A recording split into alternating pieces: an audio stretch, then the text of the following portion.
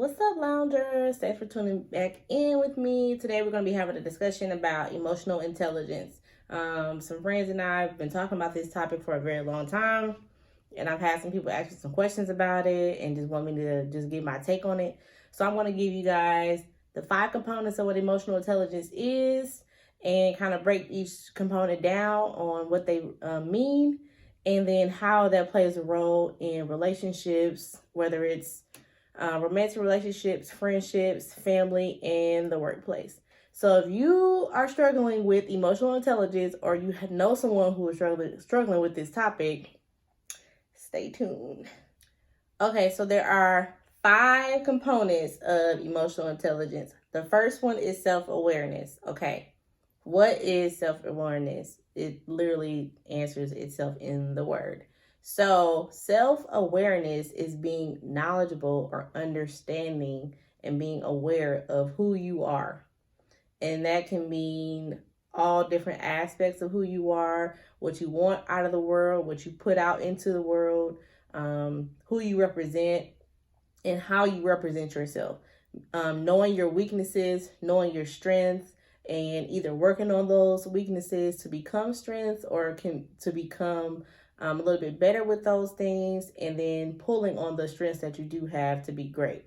So being aware of who you are, knowing who you are, so that when you are approaching people or you're talking to people, you're giving forth your best self. Okay, second one, empathy. What is empathy? We talk about this all the time. Be an empathetic person, Having empathy is not just saying, oh yeah, dang, that's sad. Oh, that happened to you. Oh, wow. Being empathetic is actually putting yourself into that person's shoes and saying, if this happened to me, I probably can understand how that person is feeling. Or just being a little bit more sensitive to other people's needs and other people's experiences and other people's traumas or happiness as well, so that you're not hating. Okay. So being an empathetic person is also a part of where you are on the scale of emotional intelligence, or EQ. The next one is motivation. So are you motivated? How are you motivated? What motivates you? Are you a motivated person naturally, or does it take a lot for you to become motivated? If so, what does that look like for you? So if I need to be pushed, who is the person who pushes me? What pushes me? Is it me listening to affirmations every day, or positive imagery or images, or listening to positive, like maybe podcasts or things like that, watching a certain thing, reading, whatever it is that you need to be motivated by? Is it motivating to you to see yourself losing weight, or whatever it is that you're working on, to see the growth in that? Or are you only motivated by money? Are you motivated by people's praising you? What is it that motivates you? So that's the third one. Number 4, self-regulation. This one is a big one for me. Okay, so being able to self-regulate means I know when I'm upset, when I'm frustrated, when I'm irritated, whatever it is, whatever big emotions you have, I know what I need to do to get myself back to a position where I can function in life. Okay. Of course, everyone in the world becomes upset. Everyone in the world has emotions, and they vary, right, in how we respond and how we act when that emotion comes about. But if you are always at a 10 every time you get upset about the smallest thing, they make your coffee wrong at the coffee shop, or blah, blah, blah, whatever, and you can't get yourself back down to a cool 3, 4 level, and you stay at that 10 always, you probably need to learn how to self-regulate, whether that be through some methods of relaxation, or deep breathing techniques, grounding, mindfulness, whatever that looks like for you that helps you relax or helps you calm down. You need to learn how to self-regulate, and you need to understand why it is that you are always at a 10. Is this a trauma response to something that maybe has happened to you in the past, growing up? Figuring those things out to figure out, why am I always responding this way? so that I can know what techniques I need to use to keep myself, calm. And so if you don't know how to do that, that typically can lead to toxic relationships, you being emotionally abusive, sometimes physically abusive or aggressive, and those toxic behaviors are going to constantly be in your life and be a pattern, which is going to cause you to have problems with everybody on your job, with friends, with your boyfriend, girlfriend, husband, wife, partner, whomever.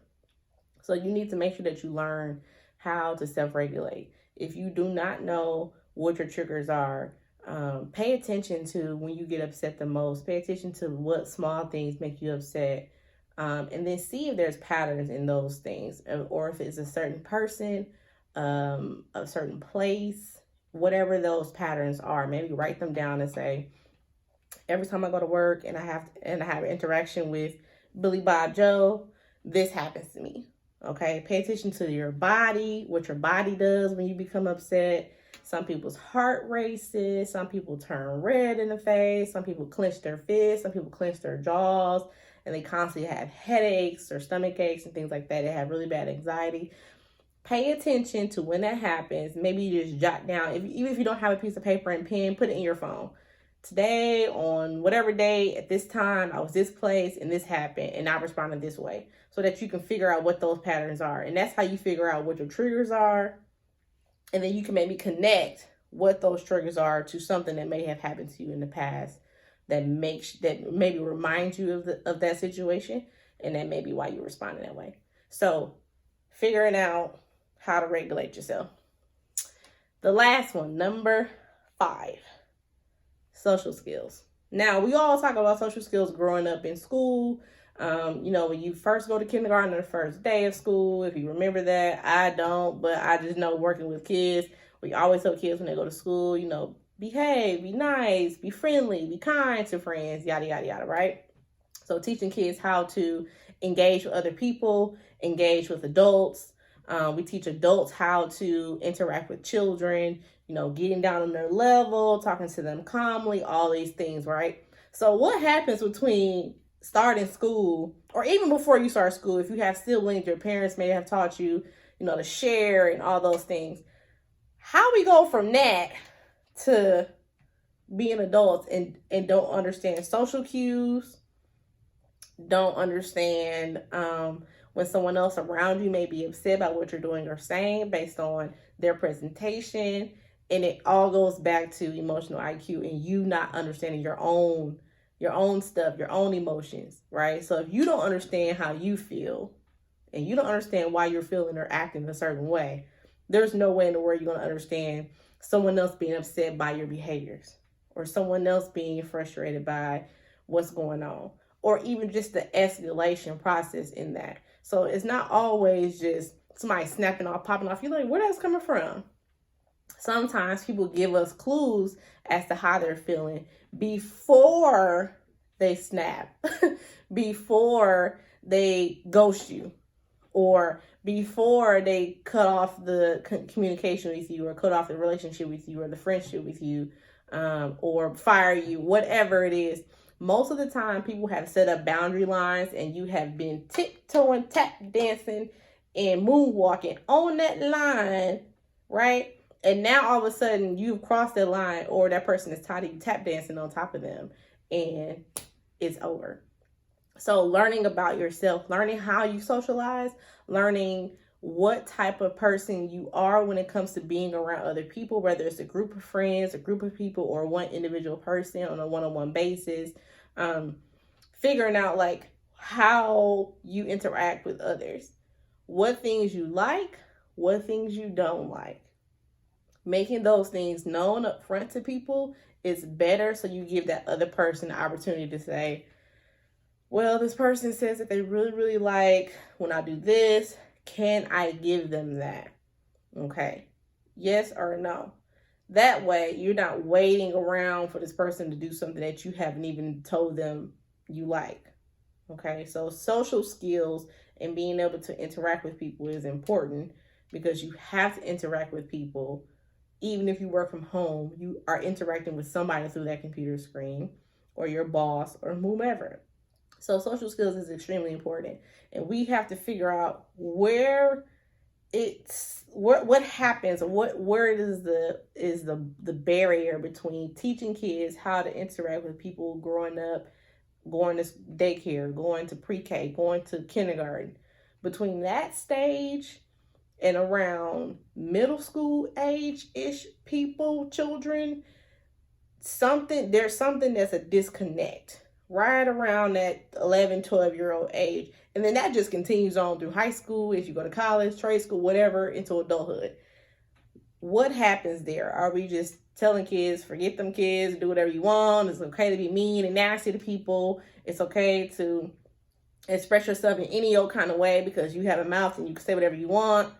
Well, saying whatever you want sometimes has consequences. Okay, so being able to know how to socialize with other people, and even when the person is a difficult person to deal with, that just puts us in a place where I can identify, like, okay, well, this person probably has really good emotional regulation skills. And this person probably does not have really good emotional regulation skills. And you can see it like very clearly when someone doesn't get their way and they tantrum out. Even adults have tantrums. So social skills. So the top five things that we have to keep in mind, the categories to keep in mind, is self-awareness, empathy, motivation, self-regulation, social skills. Okay, 5 things. 5. There are 5. All right, so I have some notes here. Let's talk about people who have low emotional intelligence. Listen closely. Turn your volume up. Get your people in the living room and put me on the TV so they can hear. Because there's somebody in your house. And it might be you watching. Folks who have low emotional intelligence typically are aggressive. They're demanding. They're egotistical. They're bossy. And they're confrontational. So a lot of times, because they don't know how to regulate and they don't know how to communicate, that's how they communicate. Because being the big bad wolf, sometimes being loud and being, will get people to do and move the way you want them to because of fear, possibly, or they just want to de-escalate the situation, or they just want you out their face. Okay, so those type of people are usually folks with low emotional intelligence, because they don't know how to debate, nicely. They always are having to snap off and pop off on people. So they also are easily distracted, typically selfish, poor listeners, and extremely impulsive. So poor listening skills, I feel like, is a big issue in relationships with friends, relationships romantically, and even professional relationships. So typically people listen just enough to hear something that they can snap back about, or try to catch you up and slip you up and trip you up about, or it's like, oh, well, they said this, so I'm gonna say that, right? So that's not being a good listener. So someone who doesn't know how to actually make a valid point, and maybe the points from both parties are valid, they just are not in alignment with each other and be okay with that, they typically are folks with low EQ. Okay, so some other characteristics of these types of people are they are resistant to change. They hate change. They're passive because they just don't know. They don't want to be confrontational, so they just let whatever happen. They're unresponsive. So folks who don't know what to say usually don't say nothing. They don't say nothing. They don't say anything at all. They just kind of just go on with the flow, kind of like a passive person. They're typically slow to respond, or they're stubborn. So be careful and mindful of these types of people who are around you. The last sort of category of people, usually they're super critical, picky, fussy, they're hard to please, and they're usually perfectionists. So just be conscious of those characteristics too. Not to say that some of these characteristics couldn't be helpful in certain situations, but if that's your only way of responding all the time, you have a problem. Okay, next categories. Folks who have high emotional intelligence are assertive. They're not aggressive. They know what they want. They know how to communicate that to others. They know how to get things done. They're ambitious. They're driven, strong-willed, and decisive. So these folks pretty much know how to problem solve pretty well, okay? They're warm, enthusiastic, sociable, charming, and persuasive. So if you've ever taken a debate class or you've ever had to do a persuasive essay or something like that, think about those skills that you had, how you had to write that paper or how you had to present that speech, okay? The next thing is they typically are patient, stable, sort of predictable, very consistent, and very good listeners. So if I say I'm going to do something on a certain day at a certain time, you can pretty much gauge that I'm going to do it because I've shown you with my behavior over a period of time that whenever Lala says she's going to do X, Y, and Z, it's done. You don't have to follow up behind me. You don't have to remind me. You don't have to be worried like, oh, she's probably not going to do that. But think about your friend group and think about the folks who always pull through and think about the folks who you know are going to be late or they ain't coming or they say they're going to come and they don't come and they constantly are flaky. They constantly are just no-showers. You know, they don't ever do what they say they're going to do. Think about those folks, okay? Why do they do that? Why can't they just say, I'm not going to be able to make it or I'm not going to be able to do this or this or this? So if you are that person, you need to probably work on those things. The last little section of folks who usually have a high emotional intelligence characteristics, traits are that they're very detailed, they're very careful, they're very meticulous, they're very systematic, and they're very neat. Okay, so and that can be nice traits in any person, right? To be kind of detail oriented and pay attention to detail and pay attention to what you're doing, how you're doing it, being careful about what happens, planning kind of things, being neat, being organized. So think about folks who you see their space and it's like, oh, it's pretty messy in here and they're all over the place. They usually, their living space or their workspace or whatever is sometimes a predictor of what's going on with them internally. So for me, when I go to clients' homes and their home is a mess, they mind probably a mess too. You know what I mean? Like it's probably a good indicator of where they're at, because when you have a clean space, everything is in order, blah, blah, blah, you usually are a little bit better about being able to function in the world because you kind of, you know where things are at. It's not a disaster tornado. Okay, so last little topic I want us to kind of go over is why is this important? Why do we need to have good communication skills? Why do we need to have moderate to high emotional intelligence in order to have functioning relationships with humans? Okay.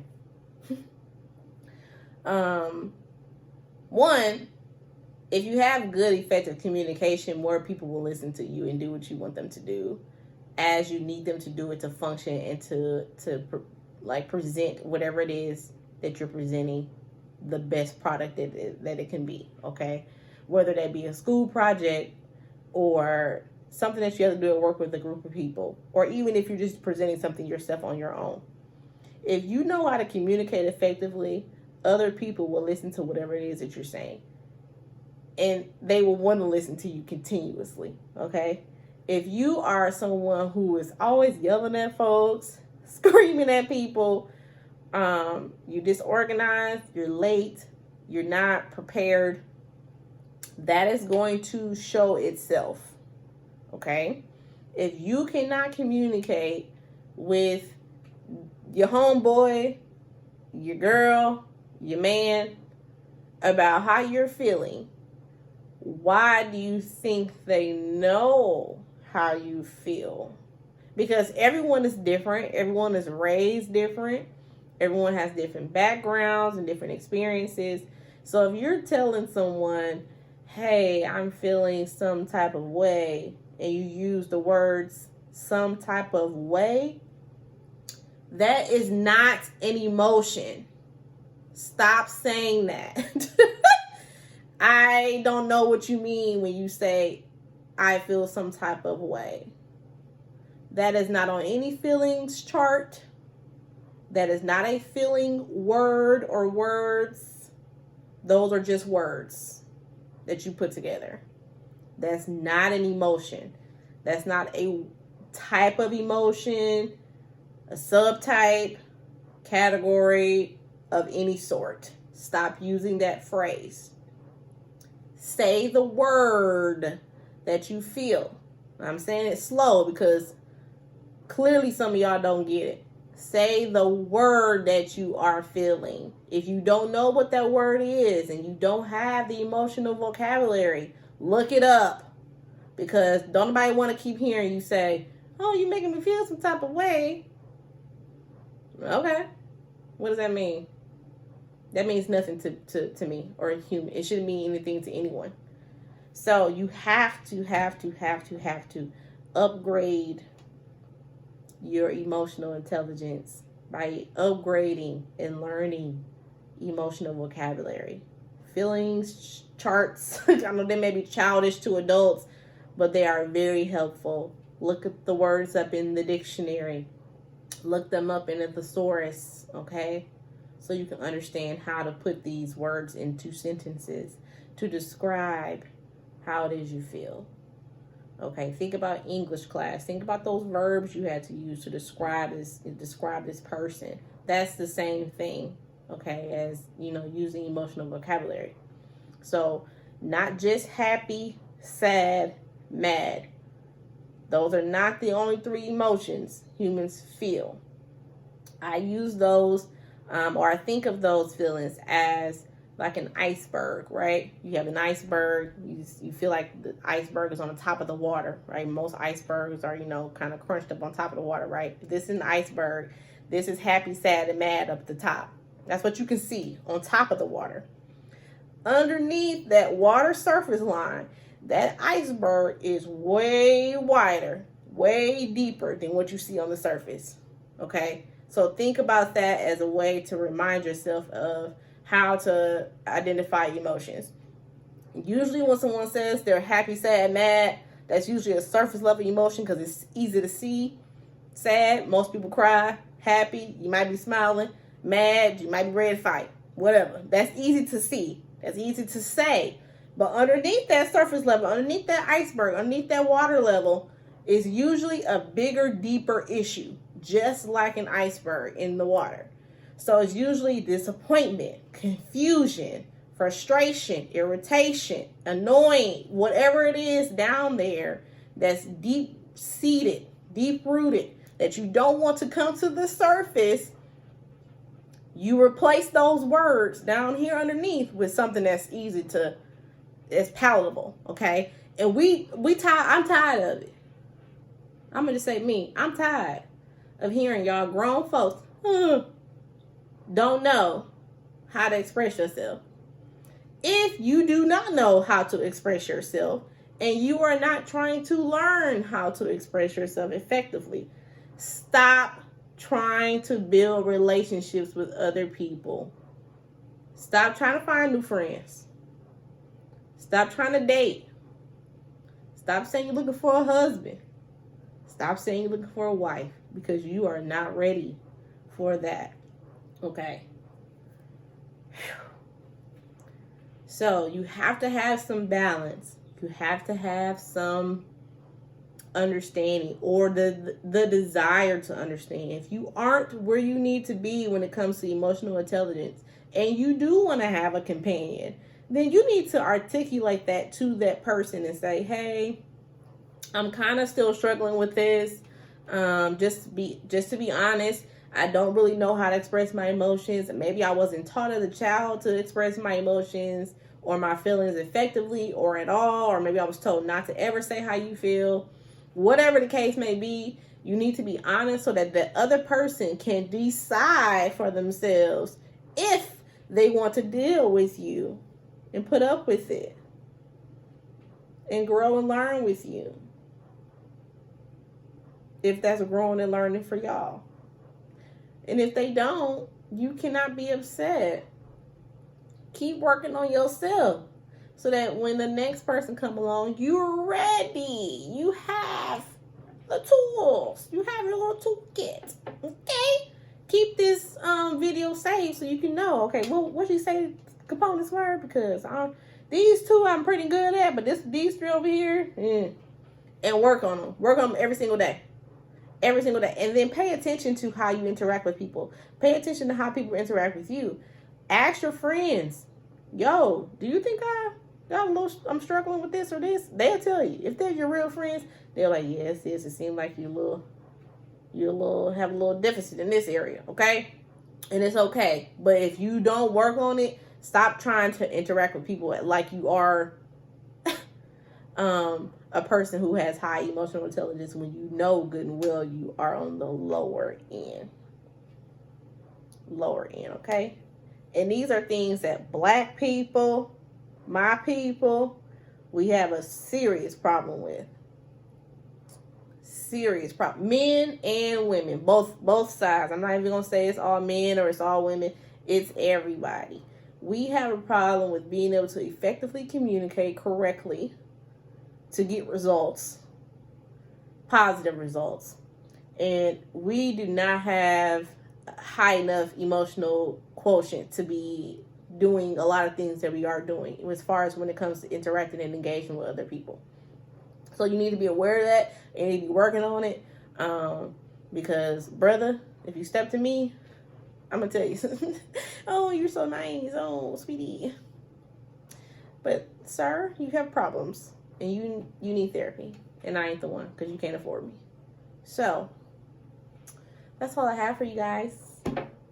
If you have any questions or you want me to hit on some other mental health topics, please put them down in the description box below. What do you guys think about emotional intelligence? Do you think that you have really good high emotional intelligence, or you think your emotional intelligence is low? Why do you think that? Or what proof do you have that you are low, medium, or high? Or what things do you feel like you need more help with? I can try to, help you as much as I can, or interact with you guys as much as I can about this topic. If you feel like what I said was valid, let me know. If you feel like it was like, nah, that ain't right, let me know that too. But I think it's a very important topic, and we need to talk about it more. And yeah, that's pretty much it. So I will see you guys in my next video, and thanks for tuning in and watching. Tell Pookie I said what's up, share, like, subscribe.